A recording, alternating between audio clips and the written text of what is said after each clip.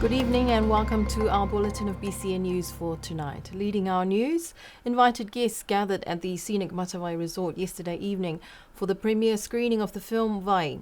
Local dignitaries, families and friends and the cast, including the local extras who had a role to play in the film, were all excited to see the film Vai for the first time.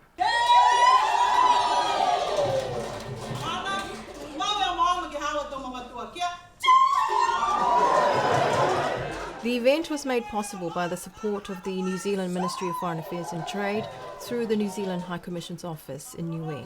This is His Excellency Kirk Yates speaking about Vai to BCN News. Thrilled to see the premiere come back to Niue, and when I was involved with supporting the crew back in September when they were filming, I wanted to make sure that that could happen.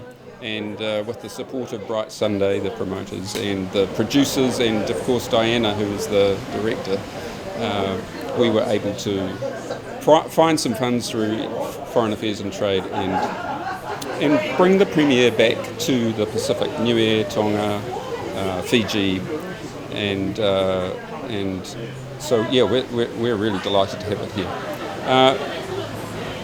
Why did we get involved?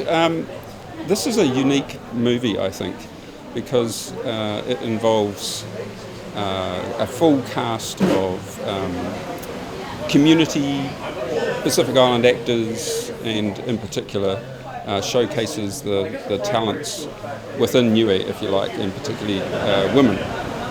And I think that's quite inspirational. The story itself is unique in the sense that it's got 8 different parts to it that come together as a blended story, and Foreign Affairs and the High Commission were very keen because the Pacific Island culture is, an integral part of New Zealand's social fabric, to assimilate what it is to be Pacific better, if you like, and through this unique film we see that that's possible. The cast and local dignitaries were welcomed into the room by the entertaining performances of the Leviatana youth group.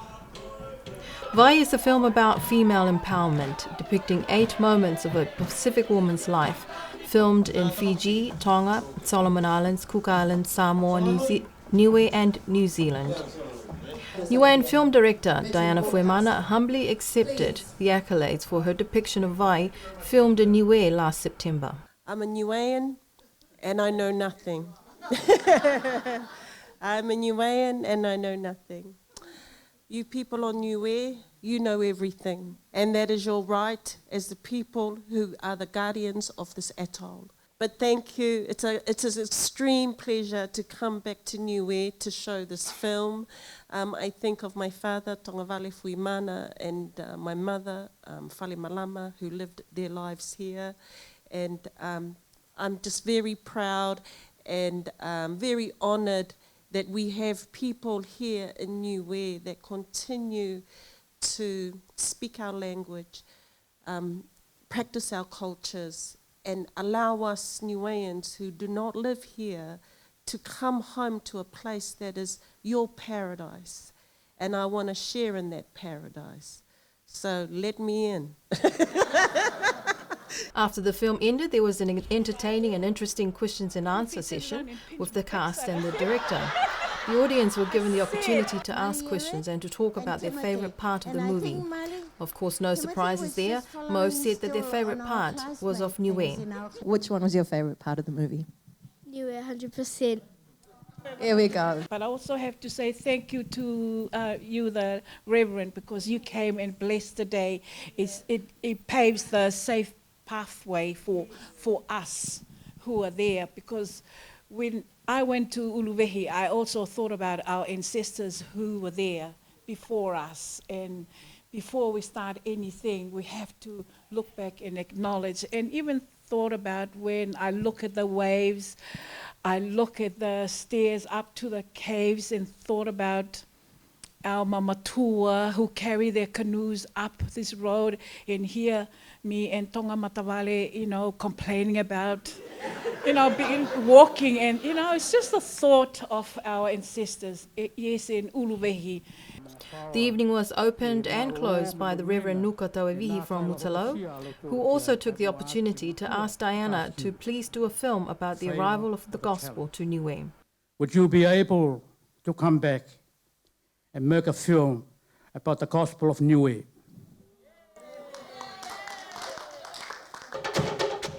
The second and final screening of Vai will be at Mutalo this evening. It's understood the interviews for the position of Secretary to Government were conducted yesterday with 4 applications received. Some were from overseas applicants. The post of Secretary to Government is the highest ranking public service employee. The post is often referred to as a political appointment because cabinet approval is required before the appointment of the position is confirmed. At the passing of the budget, it was clear that the office of the Secretary to Government will also be responsible for the Office of External Affairs, the Project Management Unit, and the Niue High Commission Office in Wellington. The last Secretary to Government was Richard Hipam, who was in the role for 9 years until December of 2017. Since then, the acting Secretary to Government had been alternated between the Solicitor General Peleni Talangi and Senior Government Lawyer Justin Kamupala. According to BCN sources, the appointment of the new Secretary to Government is likely to be confirmed in a matter of weeks, pending Cabinet approval. 2 days of stakeholder consultations on the Joint National Action Plan for Disaster Risk Reduction and Climate Change has been underway at the Matavai Resort. According to the Director of Environment, Hayden Talangi, the last 2 days provided the stakeholders the opportunity to review the action plan, which is now 7 years old. So the purpose of the consultations is to get feedback from all the different stakeholders in regards to climate change adaptation and climate change matters, as well as try to learn from the lessons that we've had over the past few years. The JNAP was developed between 2010 and 2012.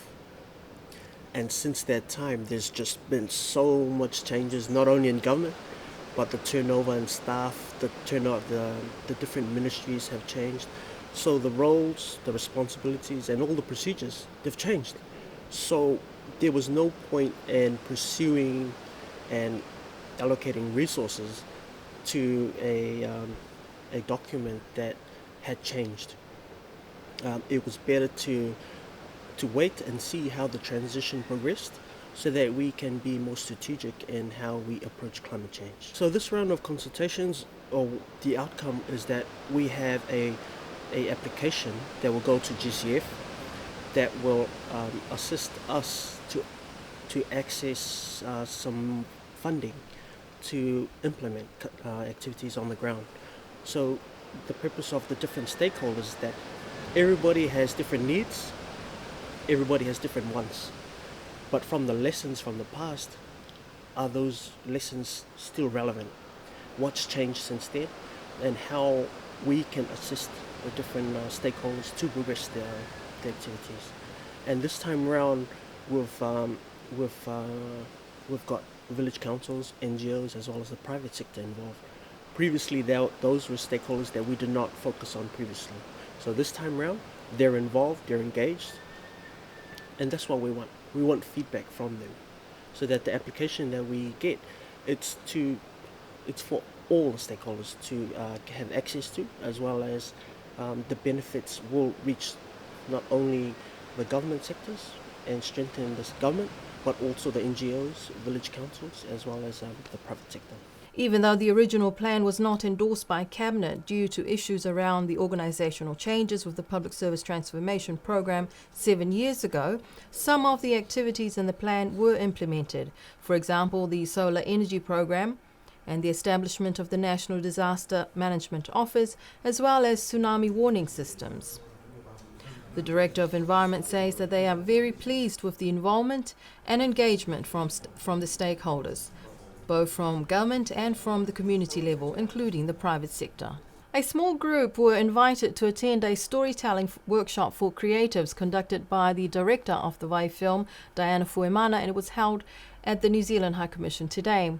We spoke to Bright Sunday's director, Amatai Levi Stella Muller, earlier today. Bright Sunday is a marketing creative agency based in Auckland, and we have a passion for serving our Pacific businesses, serving our creative sector, and we really believe in what our Pacific businesses and entrepreneurs have to offer the world. And so we also have got a connection here in the Pacific. So today we've got 2 workshops running. The first workshop is a workshop for creative storytelling, which Diana is leading. And so she's going to be engaging with some young people to share her story, unpack some of her tricks and methodology around storytelling. And then this afternoon, we're going to combine the world of film creative storytelling and brand storytelling. And I'm going to spend some time working with our entrepreneurs here in Niue to understand how to tell their story. Because from a marketing perspective, if you can master the art of telling your story, then that's going to create a connection with your customers. Several young people were also invited, along with media, to the workshop. We managed to speak to one of the young people who was invited to attend the creative storytelling workshop today. His name is Reese Tohovaka. This is what he had to say about what he hopes to take away from this workshop. I just hope to get more experience in this filmmaking workshop that came for today, and just to get more knowledge from the lady with the experience who just came to help us today to learn something new. Land use planning is one of the exercises under the Reach to Reef program currently underway. The program started this week and have completed consultations with 3 villages thus far. We caught up with them at Tuapa today and spoke with the land use planner, Brent Tegler. Land use planning is an exercise where we look at all the different existing land uses from the top of the ridge all the way out to the reef, and in the context of sustainable land use. We know that people have to do things, like we have to live somewhere, we need our agriculture somewhere, there's tourism development in different places. Land use planning is about trying to make sure that all of those uses are in the best places and they have the least impact on the environment. As an overall part of Ridge to Reef, we are quite interested in the protection of the native plants and animals of Niue to make sure that they have space to live, that we're not doing things that's negatively impacting on them. So examples could be that the community right here now is identifying the primary forest and secondary forest and trying to connect all the remaining pieces to make it into a comprehensive conservation area for the community. Not only for this community, but it also connects to the natural areas that are outside the community as well, and certainly it connects to the sea as well. Tegler says that he's found with the village consultations thus far is that some of the concepts of conservation biology is new to the villagers, but he says they are relatively easy to understand when they look at the map. He said the maps indicated a rather fragmented environment because of various land use practices like agricultural practices breaking up forest areas. He says in ecological terms this can be problematic. Often the development occurs along the roads next to the coastline. The forest is behind. There are species in Niue, such as unga, that need to get out to the coast as a part of their breeding. So in terms of conservation biology, we think about linking the pieces to make sure they are suitable habitat for the plants and animals that are here. And that's what the groups are trying to do now. The village council chairperson, Sione Sionetama, said that they as a village have already identified some areas that they are considering for conservation. But some of these areas include common boundaries with several other villages. He says that conservation is not just a government initiative, as the village also wants to lead the way and do something for our children's future. Senior government solicitor has confirmed Niue government's commitment to the declaration of 40% of Niue's exclusive economic zone as a maritime or marine protected area, with the drafting of a bill underway 2 years after the declaration was made. Senior Government Solicitor Justin Kamupala revealed that the 2-year delay is due to the requirement for legal review and having to work with various other agencies involved to get this far. Nevertheless, he said this is a government mandate and that their office has proceeded to initiate the review of existing laws with help from the Parliamentary Council Office in Wellington. They are now working together to prepare the new Maritime Zones Amendment Bill 2019. The bill will be presented to Cabinet soon for endorsement, after which the normal parliamentary legislative process for draft bills will begin. No time frame was given. And finally, the 50th Forum Leaders meeting in Funafuti, Tuvalu has wrapped up after 3 days of meetings and the leaders' retreat yesterday. The key issues discussed are obviously climate change was one of the key issues. Our BCN reporter Fiafia Rex was in Funafuti for the meeting. Here are some of the highlights of the 3 days. Prime Minister of New Zealand, Jacinda Ardern, says that New Zealand maintains its position on climate change and what it's committed to domestically, but that New Zealand will also do their part to support the Pacific's climate change agenda. New Zealand's principles, and whenever we go into a forum like this where there are a range of other leaders, we will take a principled position on behalf of New Zealand. So for us, that's about making sure that we are doing our bit domestically and we're doing our bit to support our Pacific Island neighbours as they make the transition around climate change as well. And so that's the basis on which we'll be engaging in this forum. Meanwhile, other Pacific leaders were openly critical of Australia's lack of commitment to the Pacific climate agenda and called on Australia's Prime Minister to curb emissions and to move away from exporting coal. Of course, like our Pacific Island neighbours, we will continue that international call. We will continue to say that New Zealand will do its bit, and we have an expectation that everyone else will as well. We have to. New Zealand, relative to other nations, has a relatively small emissions profile. However, if we all took the perspective that if you're small it doesn't matter, we wouldn't see change. Every single little bit matters, and so that is why New Zealand has joined that international call. It is why we speak, I believe, strongly on the international stage around these issues, but ultimately we all have to take responsibility ourselves. My reference was to the fact that Australia has to answer to the Pacific. That is a matter for them. The 3 days of meetings also included the launch of the Pacific Skills Portal Initiative. Tuvalu's Prime Minister Enele Sopoanga and the current chair of the Pacific Islands Forum opened and launched the Pacific Skills Portal alongside Prime Minister of Australia Scott Morrison and Nauru's President Baron Waka. The portal meets one of 3 key deliverables under the Pacific Skills Partnership launched at the 49th Pacific Islands Forum held last year in Nauru. Its purpose is to improve access and information sharing about future skills requirement of Pacific countries. Kay Schofield, Board Chair for the Australia-Pacific Training Coalition, spoke on what the portal means as an investment by Pacific people for Pacific people.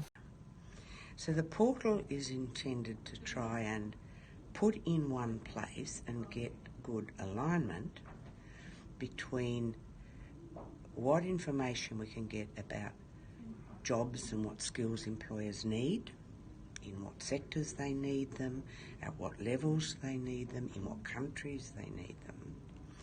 And on the other hand, look at who's supplying the training, who's supplying the skills.